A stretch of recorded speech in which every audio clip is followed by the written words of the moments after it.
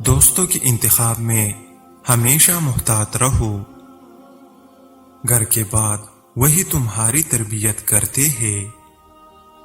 دولت کی مستی سے اللہ کی پناہ مانگو، اس نشے کو سوائے موت کی کوئی دوسری چیز نہیں اتار سکتی۔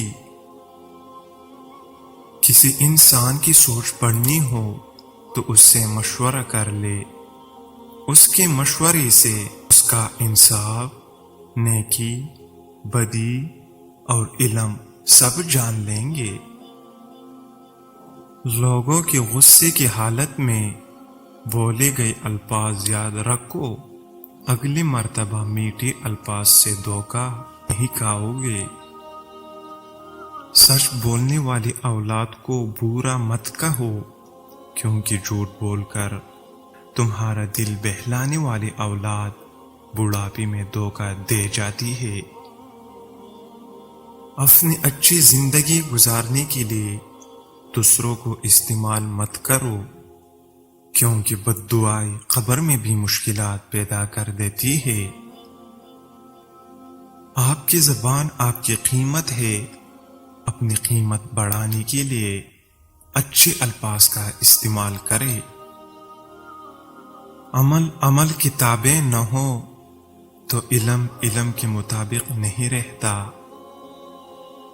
عادات، اخلاق، گفتگو اور طرز عمل خون اور نسل دونوں کی پہچان کرا دیتے ہیں۔ زندگی کی بڑی بڑی غلطیوں میں سے ایک غلطی یہ بھی ہوتی ہے کہ ہم کم ظرف اور منافق لوگوں پر اپنا خلوص ضائع کر دیتے ہیں۔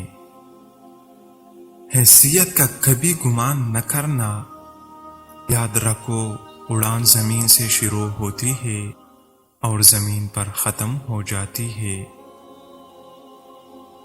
زندگی جب مشکل وقت میں نچاتی ہے تو ڈھولک بجانے والے آپ کی جان پہچان والی ہی ہوتی ہے۔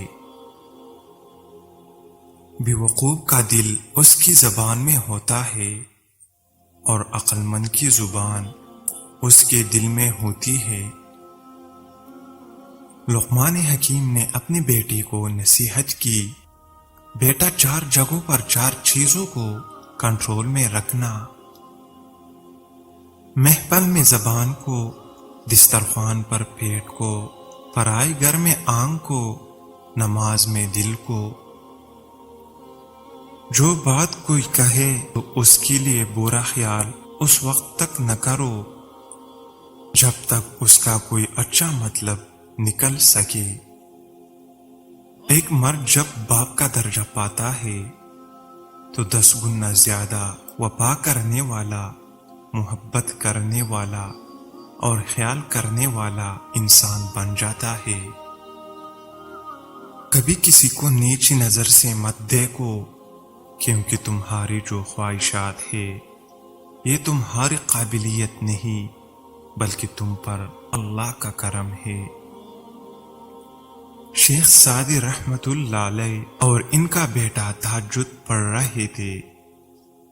دعا کے بعد بیٹا بولا، ابا جان سب سو رہے ہیں اور ہم عبادت کر رہے ہیں۔ شیخ سعدی نے اپنے بیٹے کو جواب میں کتنی خوبصورت بات کہی، اگر دوسروں کے عیبوں پر نظر رکھنی تھی تو بہتر تھا کہ تو بھی سویا رہتا۔